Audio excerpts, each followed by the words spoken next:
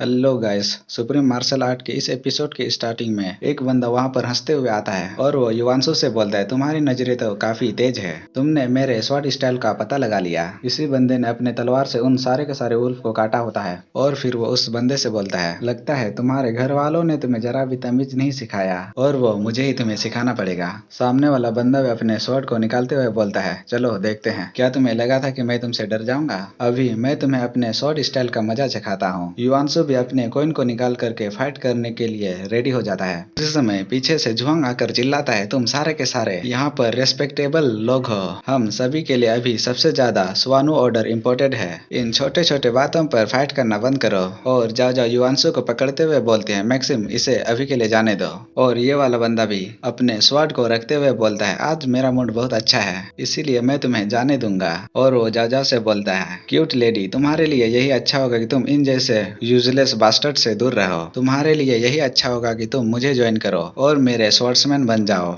और जाओ अपने मुंह को टेढ़ा करते हुए बोलते हैं, मैं तो ये कभी नहीं करने वाली। युवांशु तुम्हारे डार्क सर्कल और भी ज्यादा बदतर होते जा रहे हैं, क्या तुम वाकई ठीक हो? तभी युवांशु बोलता है, मैं ठीक हूँ, शायद से मैं रात को अच्छे से नहीं सोया इसीलिए ये डार्क सर्कल्स आ गए हैं। फिर वो अपने मन में सोचता है, शायद से ये इसलिए हो सकता है कि मैंने मैड गॉड के बारे में बहुत ज्यादा सोच लिया और इसके कारण ही मैं आराम नहीं कर सका। हमारा सीन फिर वेस्ट के विलेज में मुरुंग पर जाता है, यानी कि मैड गॉड। उसी समय आसमान से कियान यानी कि गोल्डन लायन उससे चिल्लाकर बोलते हैं, मैंने तुम्हें ढूंढ लिया। और वो अपने पंछी में बैठकर उसका पीछा कर रही थी और वो अपने पंछी से नीचे कूद जाती है। उससे देखकर मुरोंग उससे बोलती है, तुम कितनी जिद्दी हो, आखिर तुम्हें चाहिए क्या? कियान बोलते, ऑफ कोर्स मुझे स्वानु ऑर्डर चाहिए, चलो जल्दी से उसे मेरे हवाले कर दो, वैसे भी तुम मुझसे जीत नहीं सकती तो फिर इसे फाइट करने का कोई भी मतलब नहीं बनता। इसके बाद मुरोंग बोलते, क्या तुम्हें वाकई लगता है कि मैं तुमसे जीत नहीं सकती? तभी कियान बोलते, मैं शायद से तुम्हारे से जीत नहीं सकती लेकिन मेरे बीस्ट की आर्मी तुम्हारी एनर्जी को खत्म जरूर कर सकते हैं। मुरोंग अपने हंटर को निकालते हुए बोलते, कितनी एरोगेंट है, चलो आकर तुम खुद ट्राई क्यों नहीं कर लेती? उसी समय वहां पर कोई आता है।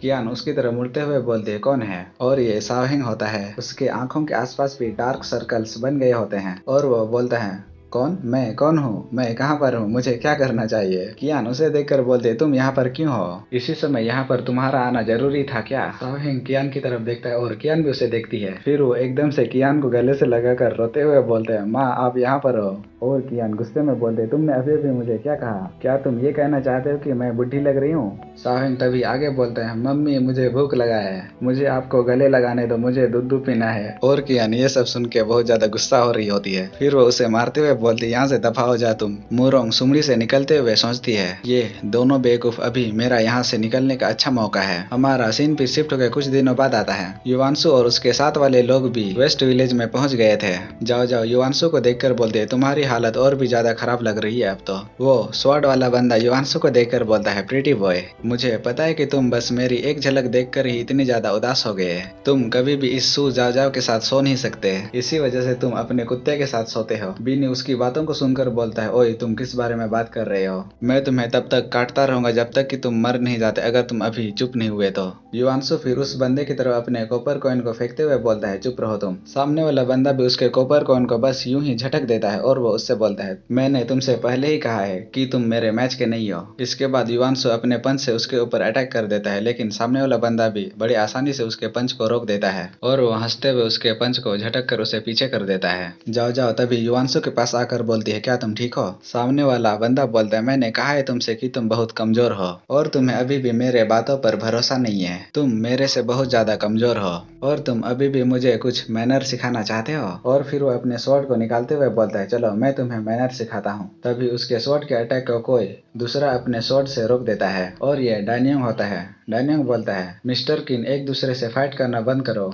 और एक दूसरे को मारने का कोशिश भी मत करो। मिस्टर किन उसे देखकर बोलता है, वन आर्म स्वॉर्ड डायनियंग, ठीक है मैं इसे तुम्हारे लिए माफ कर देता हूँ। और युवांशु इधर अपने हाथों को देखते हुए बोलता है, ये कितनी अजीब बात है, मैं अपने ऑरा को महसूस नहीं कर पा रहा हूँ और मेरा स्ट्रेंथ भी खत्म हो चुका है। डैनियंग उसके पास आकर बोलता है, चलो मैं इसे देखता हूँ। युवांशु भी बोलता है, ठीक है। डैनियंग उसके गालों को पिचकाते हुए बोलता है, ओह माय गॉड, ये अच्छा नहीं है। तुम किसी के द्वारा वश में किए जा रहे हो। तुम यिन औरा से इन्फेक्टेड हो। ये तो बहुत बुरा है। जाओ जाओ इसकी बातों को सुनकर बोलते, क्या ये किसी के वश में है? इसका क्या मतलब है? डैनियल बोलते, इसका मतलब कि इसकी बॉडी से यिन एनर्जी बाहर आ रहा है। मैक्सिम, क्या तुम हाल ही में किसी इविल चीज के कांटेक्ट में आए थे? युवांशु बोलता है, मैंने हाल ही में एक बंदे को मारा था जो कि इविल पावर का प्रैक्टिस कर रही थी। उसके पास एक इविल वाली स्किल थी जिसकी मदद से वो लोगों के खून और उनकी आत्मा को चूस लेती थी। और डैनियल युवांशु में अपनी एनर्जी को ट्रांसफर करते हुए बोलता है, ओह तो ये बात है। तो फिर इस इविल ऑरा को क्लियर करने में मैं तुम्हारी मदद कर देता हूँ। इसमें बस कुछ ही देर लगेगा। युवांशु उससे बोलता है, तुम्हारा बहुत बहुत थैंक्स मेरी मदद करने के लिए। इसकी बातों को सुनकर डैनियल बोलता है, तुम इतने फॉर्मल क्यों बन रहे हो? तुमने वैसे भी मेरी पहले भी एक बार मदद की थी, याद तो है ना? अगर ये इविल ऑरा आगे चलकर और भी ज्यादा सीरियस हो जाती तो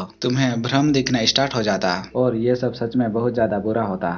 हमें इधर भी सावहेंग का दिखाया जाता है जिसे कि ऐसे भ्रम दिखना स्टार्ट हो गया था, क्योंकि उस समय ये और युवांशु ही मिलकर उस इविल पावर को यूज करने वाली लड़की से फाइट कर रहे थे, इसलिए ये भी इन्फेक्टेड हो गया था। कियान सावहेंग से बचकर भागते हुए बोलते है, मेरा पीछा करना बंद करो। सावहेंग उसका पीछा करते हुए बोलता है, ड्रम स्टिक मेरे से मत भागो, मैं तुम्हें खाना चाहता हूँ और चाटना भी चाहता हूँ, प्लीज तुम मेरे से अब इस तरह दूर मत भागो। हमारा सीन फिर वहाँ से शिफ्ट होकर थोड़ी देर बाद एक होटल में जाता है। मिस्टर किन जाओजा से बोलता है, प्लीज मेरे साथ आओ, तुम उस बेकार से युवांशु के साथ क्यों रह रही हो? वो तो बहुत कमजोर है। इसकी बातों को सुनकर जाओजा बोलती है, डैनियल युवांशु के अंदर से इविल ऑरा को जल्दी ही निकाल देगा, फिर वो पहले जैसा ताकतवर बन जाएगा।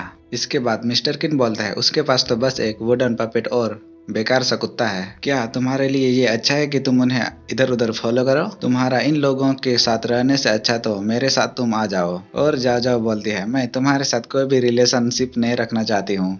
वहीं पर पास ही में डैनियल युवांशु के अंदर से सारे इविल ऑरा को निकाल करके आ रहे थे। युवांशु डैनियल से बोलता है, तुम्हारा बहुत बहुत थैंक्स मेरी मदद करने के लिए। इसकी बातों को सुनकर डैनियल बोलता है, अरे कोई बात नहीं, वैसे तुम अब पूरी तरह से रिकवर हो चुके हो, लेकिन अगली बार इस बात का ध्यान जरूर रखना कि तुम किसी विच के झांसे में ना आ जाओ। तभी युवांशु का ध्यान जाओ और उस मिस्टर किन की तरफ जाता है और वो चिल्लाकर बोलता है, ओए किन साहब, अपने गंदे हाथों को जाओ से दूर रखो। मिस्टर किन युवांशु की तरफ देखकर बोलते, ओह तो ये तुम हो, लगता है कि तुम पिछले वाले सबक को नहीं भूले। क्या तुम मेरे से रिस्पेक्ट सीखना चाहते हो? युवांशु इसकी बातों को सुनकर बोलता है, अरे यार तुम मुझे बहुत परेशान कर रहे हो। इसी के साथ मिस्टर किन बोलता है, मैं तुम्हें परेशान कर रहा हूँ, आखिर इसमें बुराई ही क्या है? ओह तो क्या तुम मुझे मारना चाहते हो? तो तुम मेरे से फाइट क्यों नहीं कर लेते? युवांशु भी अपने कॉपर कॉइन को निकाल लेता है और वो उससे मिस्टर किन की तरफ एक हमला कर देता है। मिस्टर किन युवांशु के हमले को अपने तलवार को सामने करके रोक लेता है, लेकिन युवांशु के अटैक के इम्पैक्ट के कारण उसके मुंह से खून भी निकलने लगता है और वो थोड़ा घबराते हुए बोलता है, क्या तुम्हारा स्ट्रेंथ इतना ज्यादा कैसे बढ़ गया? युवांशु के अंदर से डैनियल ने सारा इविल ऑरा निकाल लिया था, जिससे युवांशु की स्ट्रेंथ अब वापस आ चुकी है। युवांशु उससे बोलता है, मैं पिछली बार तुमसे इसीलिए हार गया था क्योंकि मेरे अंदर इविल एनर्जी था। क्या तुम्हें सच में लगता है कि तुम मुझे हरा सकते हो? चाहे तो अब तुम ट्राई करके देख सकते हो। मिस्टर किन अपने स्वॉर्ड में एनर्जी को एक्टिवेट करके बोलता है, मैं अभी थोड़ा सा केयरलेस हो गया था, चलो मैं तुम्हें अपनी फैमिली का स्वॉर्ड स्टॉर्म स्टाइल का मजा चखाता हूँ। और वो युवांशु की तरफ अपने स्वॉर्ड से कई सारे स्लाइसेस मारता है। युवांशु भी अपने कॉपर कॉइन को निकाल कर उसकी ओर अपना हमला कर देता है। और इसी के साथ हमारा ये एपिसोड यहीं पे खत्म होता है। फिर मिलेंगे अगले वीडियो में। Bye bye.